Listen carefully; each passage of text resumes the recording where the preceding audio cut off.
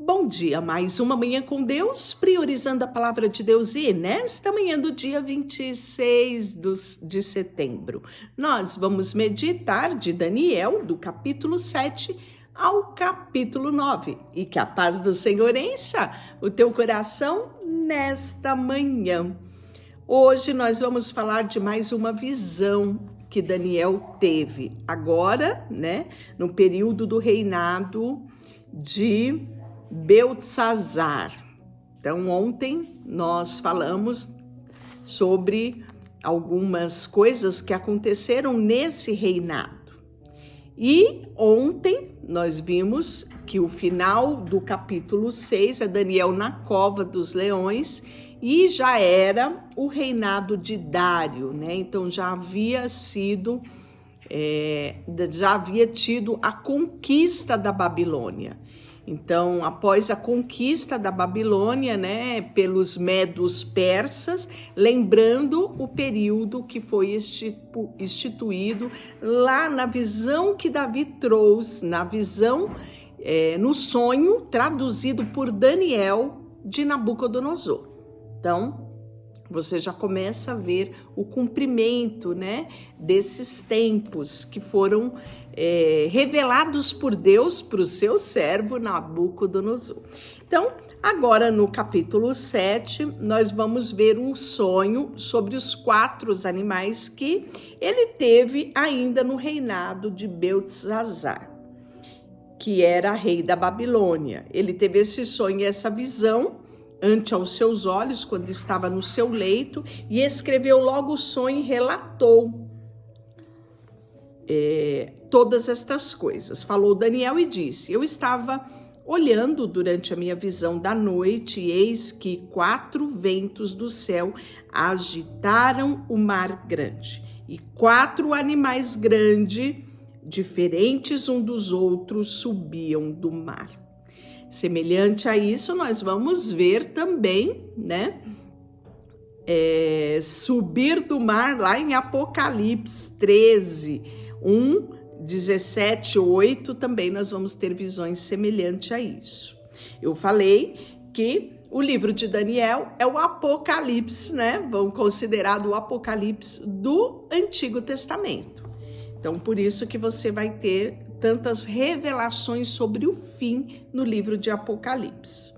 Então, o primeiro animal aqui, claro que você já sabe que esses animais representam nações, representam impérios, Então, é interessante aqui que ele fala dos 4 ventos. Isaías profetizou sobre esses 4 ventos lá em Isaías 17, E aí o primeiro animal é o leão. Ele tinha asas de águia. Enquanto eu olhava, foram-lhe arrancadas as asas e foi levantado da terra e posto em 2 pés como um homem. E lhe foi dada a mente de homem, Então, uma semelhança muito grande àquilo relatado em Apocalipse 13, 2. Lembrando que esse leão aqui, que é o primeiro animal visto por ele, é, no caso, o Império Babilônico, Lá em Jeremias ele enxerga uma águia. Aqui ele faz menção de um leão que tinha asas de águia. Então, aqui estamos falando do Império Babilônico, Na figura aqui de Nabucodonosor. Continuei olhando e eis aqui o segundo animal, semelhante a um urso, o qual se levantou sobre os seus lados, da boca entre os dentes traziam 3 costelas e lhe dizia: levanta-te e devora muita carne, Então aqui já esse segundo animal aqui, que é o urso, nós já estamos falando a respeito dele, é o Império Medo-Persa, que derrotou aí o Império Babilônico. Depois disso, continuei olhando e eis aqui outro, semelhante ao leopardo, e tinha nas costas 4 asas de ave, e tinha também este animal 4 cabeças, e foi dado-lhe o domínio. aqui o leopardo já vai representar o Império Grego, né? Sobre a figura aí que eu tenho dito de Alexandre o Grande, né? Diz a história que Alexandre Grande chorou por não ter mais mundo para conquistar. Olha a dimensão. Então você vê aqui como ele diz, né? 4 cabeças e foi lhe dado o domínio. Então este animal já está representado aqui pelo Império Greco-Romano. Depois disso, eu continuava olhando as visões da noite, eis aqui o 4º animal, terrível, espantoso, sobremodo triste, o qual tinha 4 dentes de ferro. Ele devorava, fazia em pedaços e pisava aos pés o que sobejava. Era diferente de todos os animais que apareceram antes dele e tinha 10 chifres. Então, nós vamos ver visão a respeito desse animal com 10 chifres, né? Apocalipse 12, 3, Apocalipse 13, 1, né? Então, isso aqui nós estamos falando do Império Romano, que é aqui o 4º animal. Então aqui você está vendo esta visão aqui que ele teve, esse sonho, essa visão dos animais saindo desse mar bravio, desses ventos, muito semelhante, né, a outra visão que na verdade não foi dele, mas ele interpretou que foi de Nabucodonosor, da estátua, né? Então você pode ver essa interligação.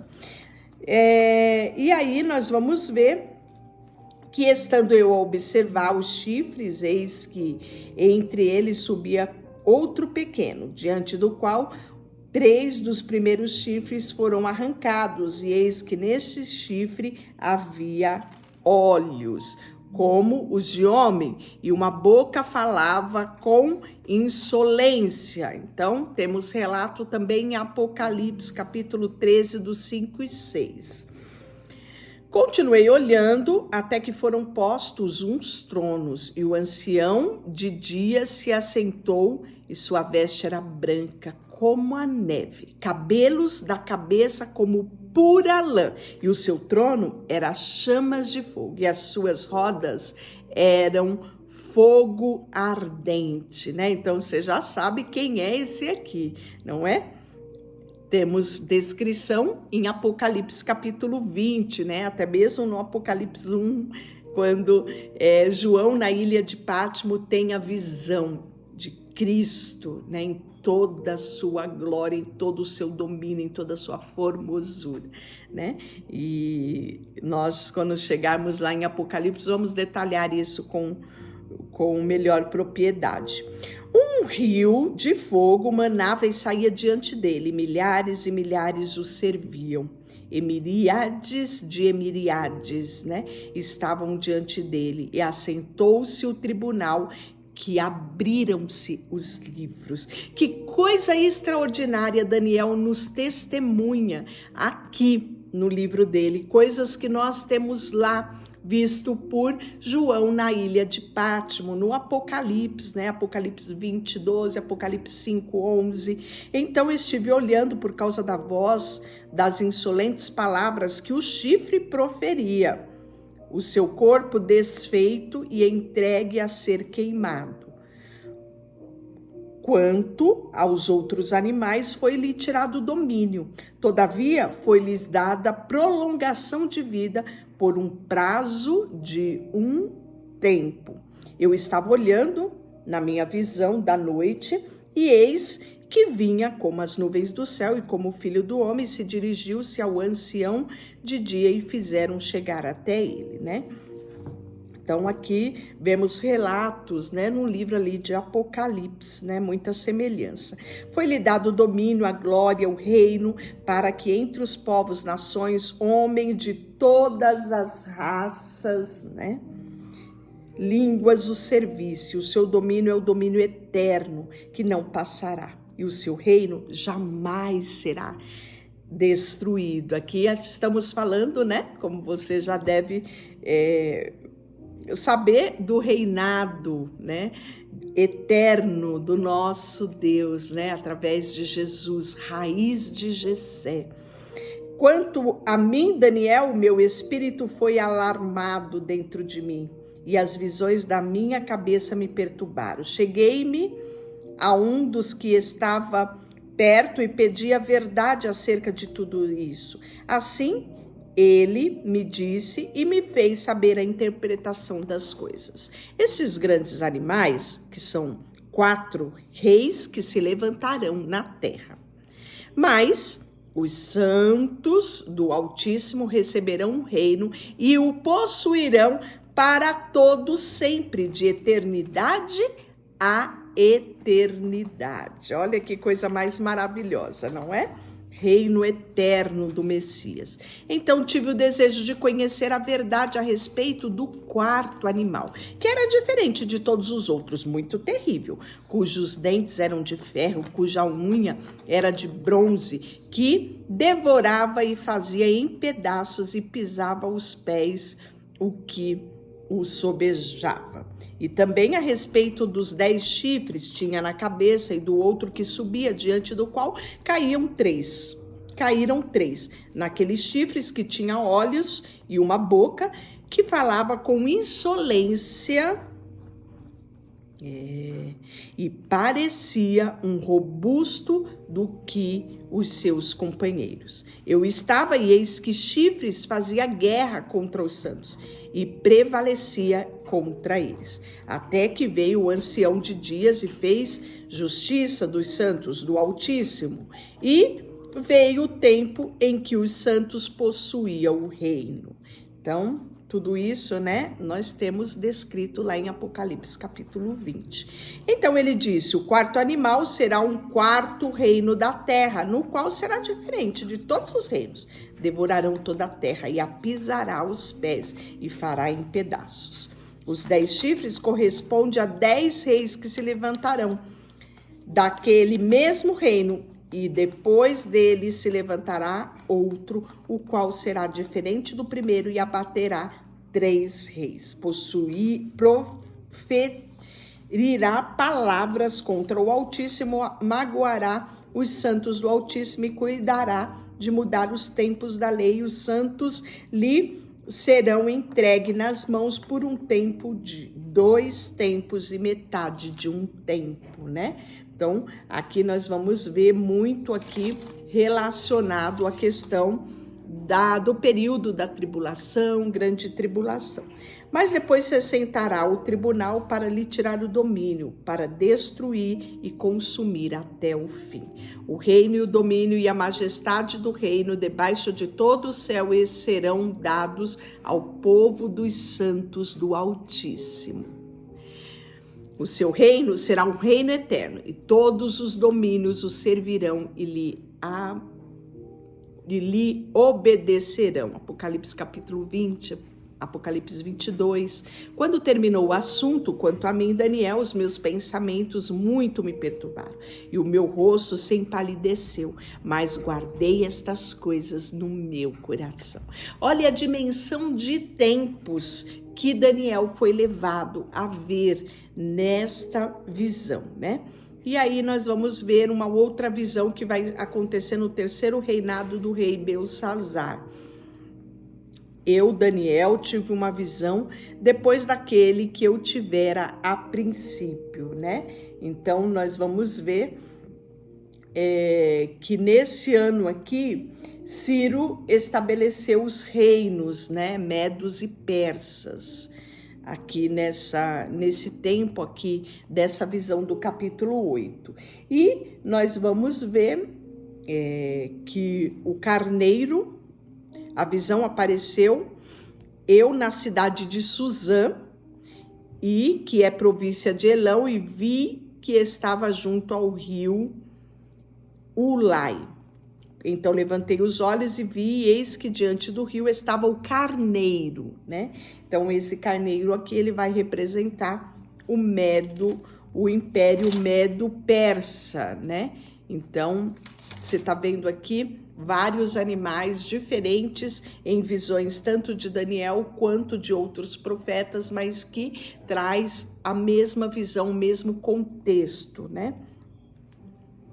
E aí ele fala aqui, né?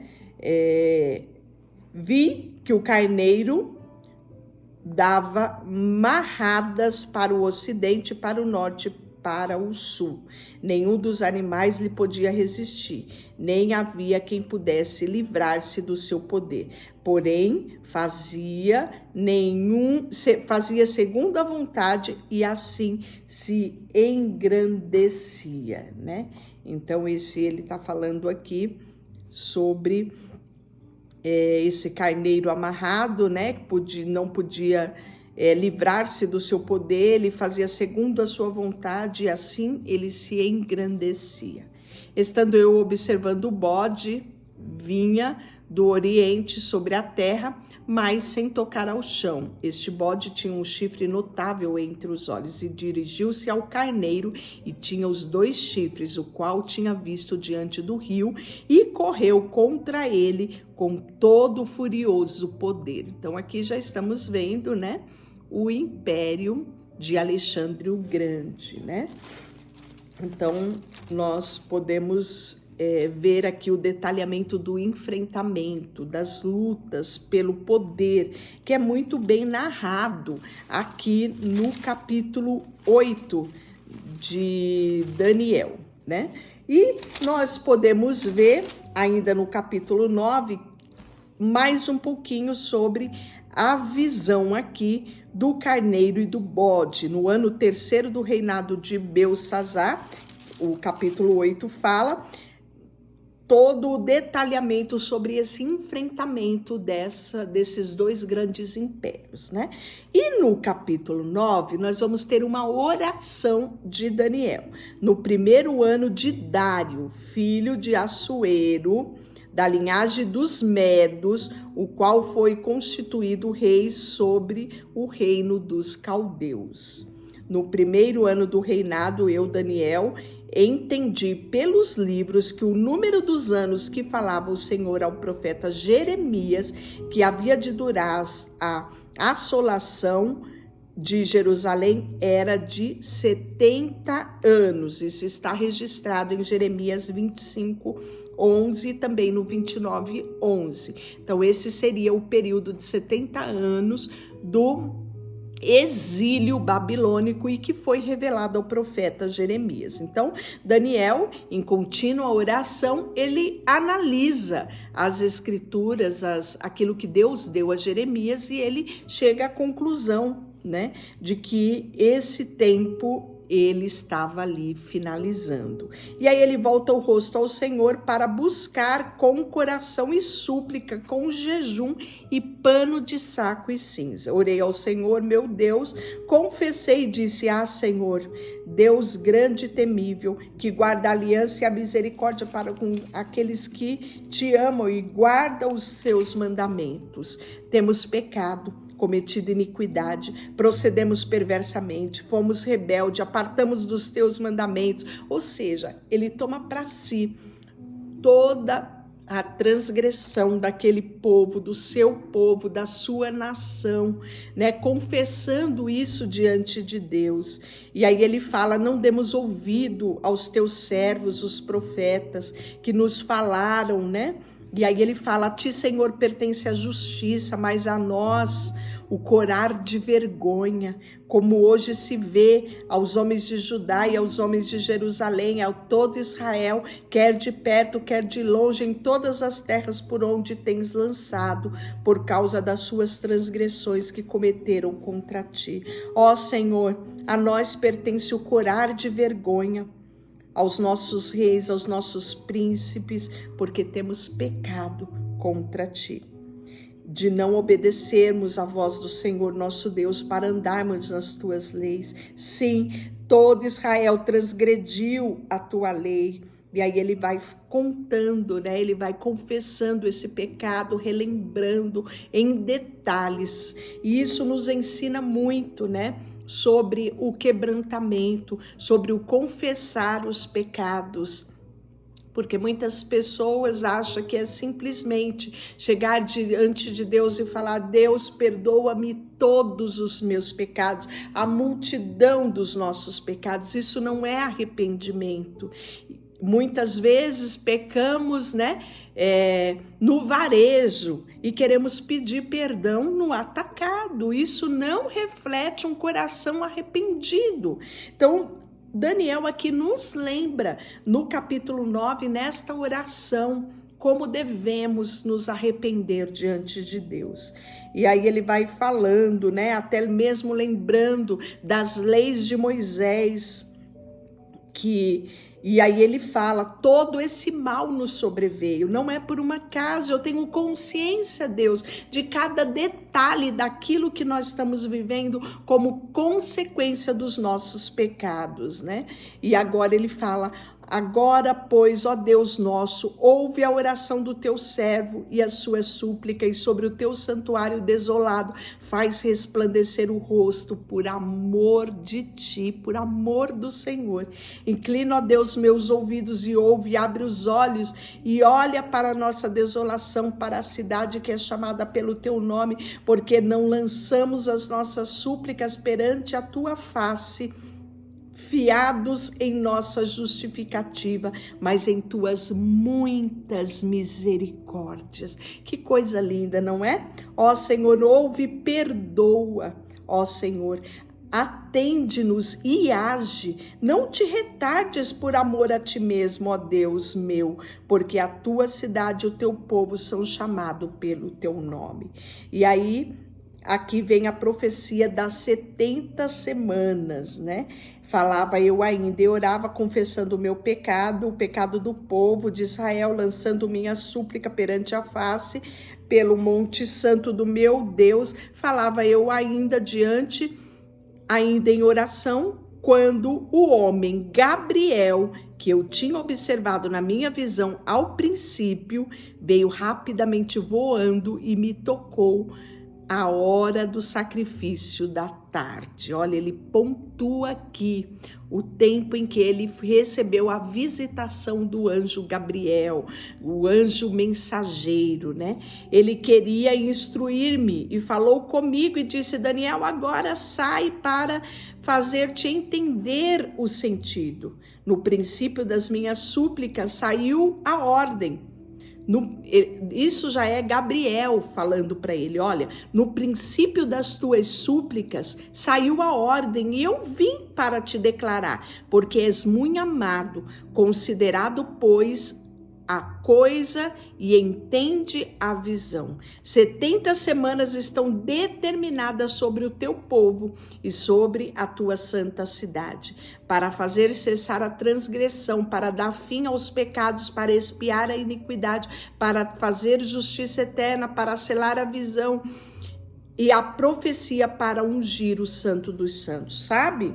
E entende desde a saída da ordem para restaurar e edificar Jerusalém até ungido ao príncipe 7 semanas e 72 semanas, as praças e as circunvalações e a reedificarão, mas em tempos angustiosos. Depois de 72 semanas será morto ungido e já não estará. E o povo de um príncipe que há de vir destruirá a cidade e o santuário, e o seu fim será num dilúvio até o fim. Haverá guerra, desolação, são determinadas.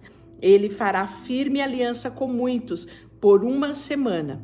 Na metade da semana fará cessar o sacrifício e a oferta de manjares. Sobre as asas da abominação virá o assolador até a destruir, que está determinado, e derrame sobre ele, né? Então aqui nós estamos vendo um detalhamento aqui de Daniel, para Daniel, sobre tempos que ia além dos tempos dele, né?